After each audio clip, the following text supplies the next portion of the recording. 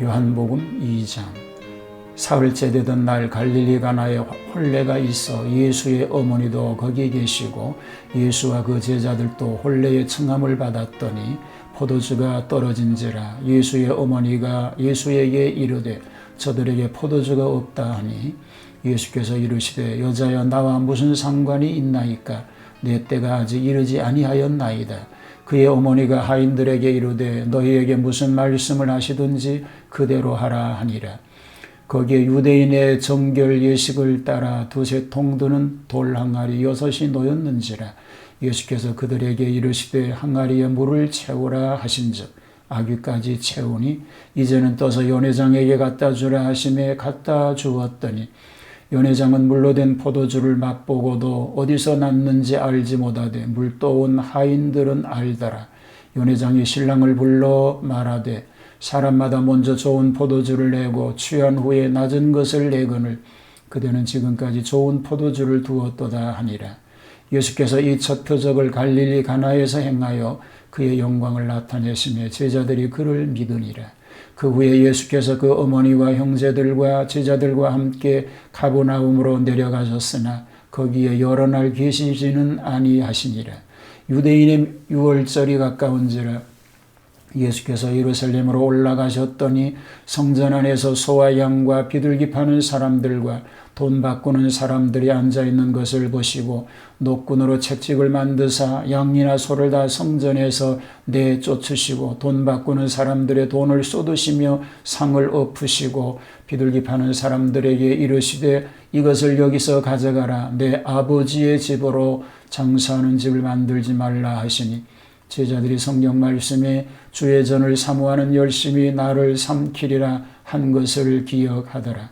이에 유대인들이 대답하여 예수께 말하기를 내가 이런 일을 행하니 무슨 표적을 우리에게 보이겠느냐. 예수께서 대답하여 이르시되 너희가 이 성전을 홀라 내가 사흘 동안에 일으키리라. 유대인들이 이르되 이 성전은 46년 동안에 지었거늘 내가 3일 동안에 일으키겠느냐 하더라. 그러나 예수는 성전된 자기 육체를 가리켜 말씀하신 것이라.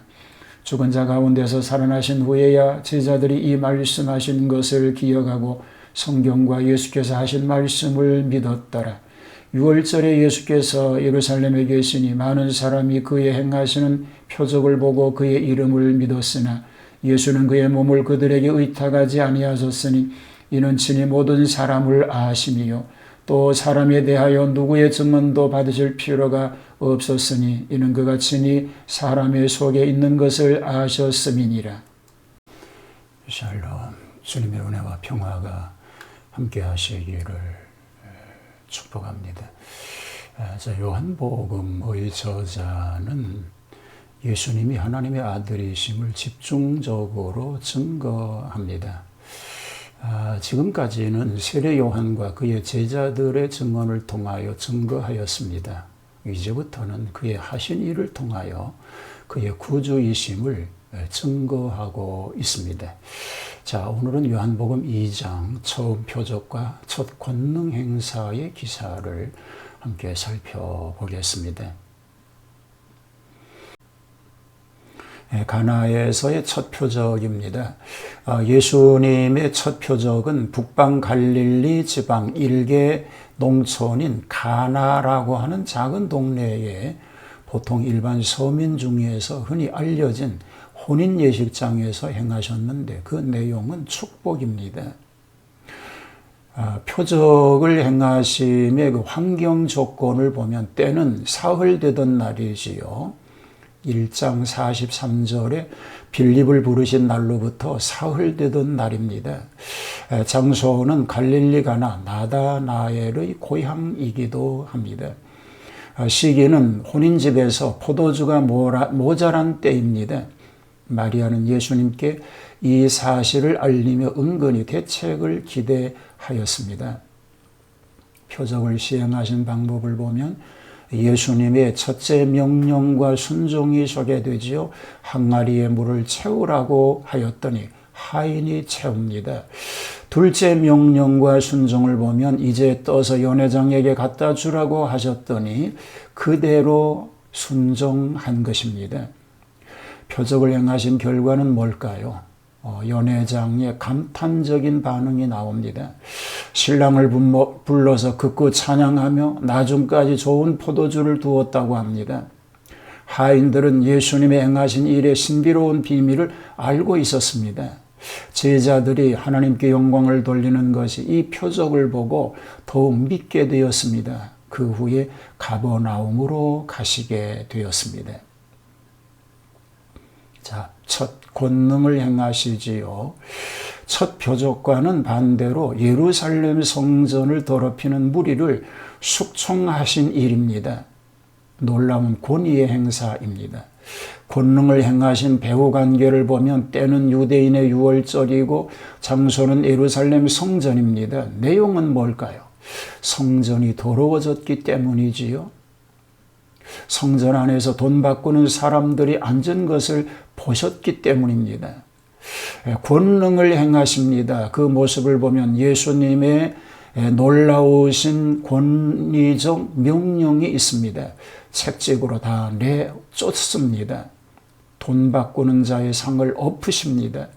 비둘기 상자를 치우라고 하십니다. 그의 신령한 목적을 보면 성전은 가장 신성한 장소인데 교권주의자들의 몰이 장소가 되었고 가장 죄악스러운 소굴이 되었으니 이것을 정화시켜야 할 목적을 가지신 예수님의 권위를 발휘하시는 일이 되었던 것입니다. 메시아 집권의 발로이기도 합니다. 보통 사람들은 아무나 못할 일을 주님만이 감당하셨던 것입니다. 권능을 시행하신 결과는 어떨까요? 제자들이 깨닫게 되었습니다. 예수님을 따라서 예루살렘의 제1차 공적 여행을 왔던 제자들이 성전에서 공개적으로 권능을 행하시는 선생님의 권위를 목격하고 메시아이심을 깨달아 더욱 확실히 믿고 따르게 되었을 것입니다. 유대인들의 논전이 생기게 됐습니다. 그리고 유대 종교 지도자들은 예수님께 무슨 표적을 보이겠느냐고 항의를 합니다. 예수님은 이 성전을 올라 내가 사흘 동안에 일으키리라고 하심으로 자신의 십자가 순환과 부활을 예언하시면서 적대자에게 선전포고인 동시에 최후 승리의 예언을 하신 것입니다. 그러나 비상적으로만 생각하는 유대인들은 이해하지 못하였습니다. 제자들도 나중에 가서야 깨닫게 되었던 것입니다. 예수님은 사람의 마음속을 아십니다. 유월절 어간에 예루살렘에 계속 체류하시면서 표적을 행하심으로 많은 사람들이 그를 믿었습니다. 예수님은 그들에게 몸을 의탁하지 아니하셨습니다. 이것은 친히 모든 사람을 아시기 때문인 것입니다. 예수님의 첫 번째 이적과 표적을 통해서 하나님의 아들이심을 분명하게 보여주신 것입니다.